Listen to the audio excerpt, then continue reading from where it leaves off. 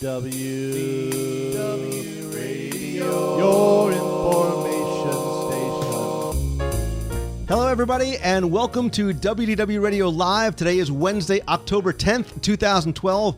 I am Lou Mongello from WDW Radio, and I'm here to help you have the best Disney vacation experience possible with this live video newscast every Wednesday night at 7:30 p.m. Eastern, as well as my audio podcast, which you can find on iTunes, videos, trivia books, CDs, blog, events, and lots more. You can find it all over at WDWradio.com. All right, so before we get to the food, because clearly it is always all about the food, let's get to this week's Walt Disney World news. We're going to start off in the Disney theme parks with news about Test Track over in Epcot, because according to the Disney Parks blog, we now have an official opening date of December 6th.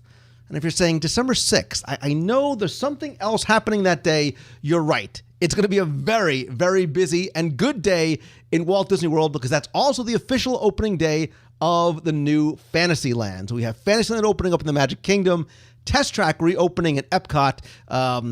It's like Sophie's Choice, right? Choosing your favorite child. Where do you go first? Fortunately, of course, you can see Fantasyland in soft openings beginning November 19th. And if you are an annual pass holder, DVC member, or D23 member, you can actually go and get Fantasyland previews beginning as early as November 3rd, the day before a cruise. Now, if you are an annual pass holder, they did have preview signups, which were originally scheduled for October 8th at noon Eastern. Those have been pushed back until October 15th. So if you haven't gotten in yet, you still do have time if you are an annual pass holder to get in.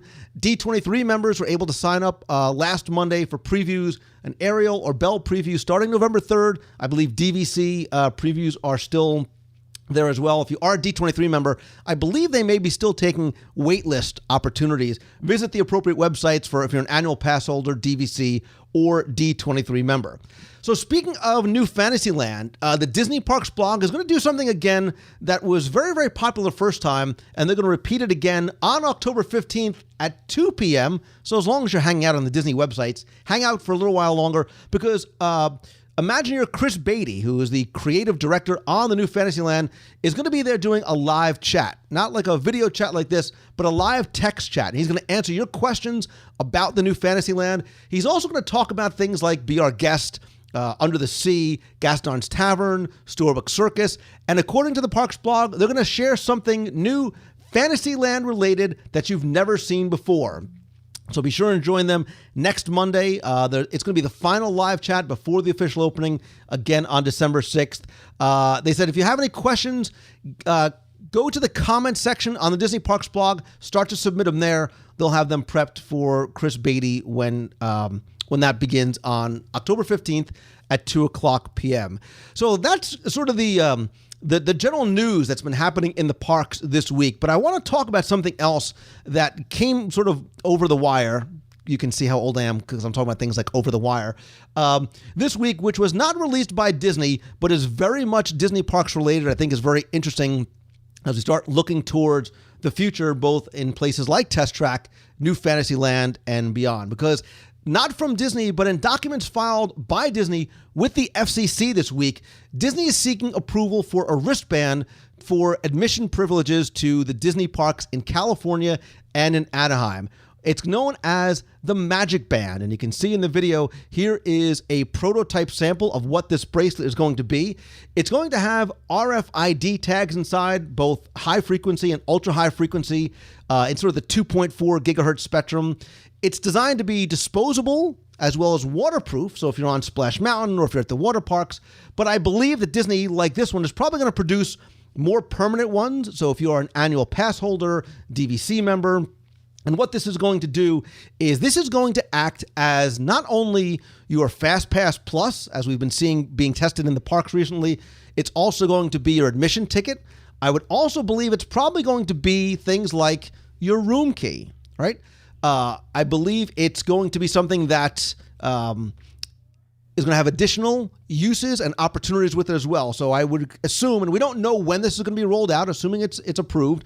We don't know when it's going to be rolled out, but we see that the infrastructure is in place, right? We see throughout the Magic Kingdom and even at the Epcot's turnstiles back in November, they were testing these RFID towers where you would walk by with a key card, because now your room keys or your FastPass Plus keys have RFID tags in them. You would swipe them, and that would give you admission to the FastPass return line. Well, now with the Magic Band bracelet, if that's going to end up being the final name for it, I can see this having not only your admission ticket, your room key, and your FastPass, but things like your photo passes you can store on there as well. If you have charging privileges, just like you do now, you could. How cool would it be if you are walking through New Fantasyland, you walk up to the ice cream cart, you want to get a Mickey bar because everything tastes better when it's shaped like Mickey Mouse, and instead of having to fumble around for cash or credit card or your room key, all you need to do is swipe your Magic Band right by the checkout. I also think that it is going to, we're at the very tip of the next gen, whatever that is going to be, iceberg. And this Magic Band has opportunities for things like more interactive, more personalized experiences. So if Michael walks up with his band and he goes up to a screen or something like Turtle Talk with Crush or even a character, and that character or that screen says, "Hey, Michael, welcome back. Your child and or you your brains will fall out of your head because of how cool it is that that character knew who you were." Think about it this way as well, too. There's no lost children. There's only lost parents in the park. But if you and your child get separated for an extended amount of time, you'll actually be able to they'll be able to sort of track where your child is with that bracelet. Again, not in a scary Big Brother kind of way, but I think they're really looking to enhance the guest experience. And there's a huge amount of opportunity here by making your experience better, by having ease of use, by having the convenience of what that represents.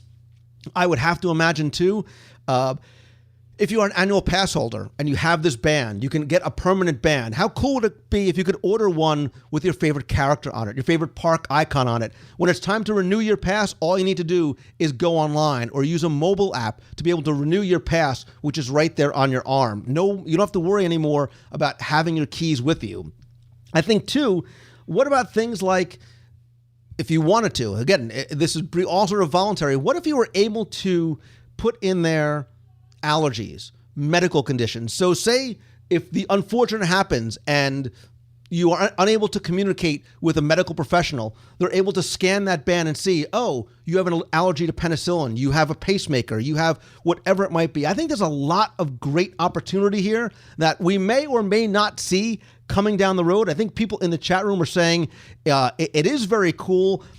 Again, too, we don't know officially from Disney what their plans are once this Magic Band is approved. I think at the very least, your key card, your room key, your photo pass, your fast pass will all be on there. I think, again, the level of interactivity and personalization that band may be able to give you, because that framework is there. So as you're walking through a queue of Big Thunder Mountain, or you're walking through a queue of Pirates, or Turtle Talk with Crush, or Talking Mickey, whatever it might be, I think this is the very beginnings of, yes, some very, very cool things on it. There isn't something where you'll be able to open it up. You sort of can't tamper with it. There's somebody I saw asking, there is no on-off switch. It's sort of on all the time. There's sort of two non-replaceable batteries in there as well, too. But I like the idea, as an annual pass holder and as a local, of having that band. And then it's almost sort of, when you see other people with that band, too, hey, they're annual pass holders, too. It's very, very convenient. It could very well be fashionable. You never know. I certainly want to know what people want to know. That's the question for this week. For those of you in the chat room, we'll definitely stay on after the newscast, talk about this some more. But those of you who are watching or listening, the question of the week is this. What do you think of this? What do you think of this Magic Band? Whether it is in the potential possibilities for replacing your room key or your key card or fast pass, or the level of personalization. How much would you take advantage of that? How much would you like to see? And how much would you feel comfortable giving in terms of information? Again, this is something that excites me, again, knowing very, very little other than an FCC filing and that. So this is all very, very speculative. on my and all of our parts, but I certainly want to hear from you. Come to the show notes for this week's show over at WDWRadio.com. I'll post the video in the blog section. So if you click on the blog, click on the October 10th live newscast. You can leave the comments there, or we can talk about it more on Facebook. On Facebook.com/Lou Mongello, Twitter.com/Lou Mongello. Actually, you can find lots of different ways to connect with me and the show by visiting WDWRadio.com/subscribe. You can subscribe to the show, the YouTube channel, our Pinterest page, iTunes, Facebook, Twitter, MySpace, Usenet news groups, whatever it may be. And you can call into the voicemail. You want to be heard on the air, call 407-900-9391. That is going to do it for this week's news, but I do have a programming reminder for you, because I did hint that there was food to be talked about, and there will be lots of food to be talked about, because this Friday is once again the Walt Disney World Swan and Dolphin Annual Food and Wine Classic, and it's going to be Friday and Saturday, October 12th and 13th. It's going to run from about 5:30 until 9.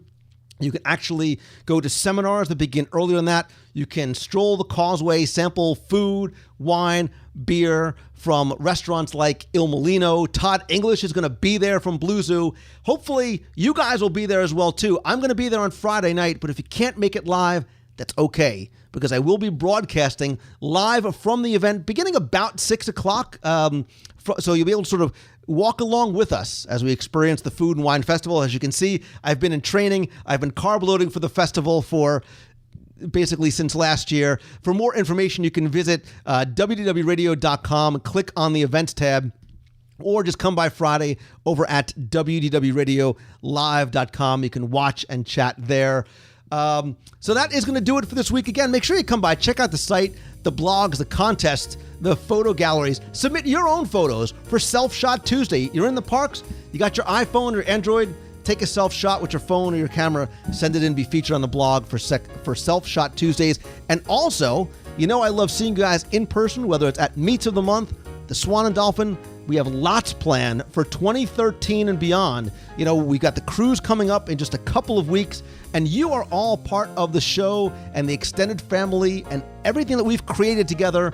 And we're going to do so much more in 2013, both in Walt Disney World, on the road, and at sea. We're going to be on the road to places like the D23 Expo, Las Vegas, New York, and lots of other places as well. Visit WDWRadio.com/2013 to get an idea and start planning your 2013.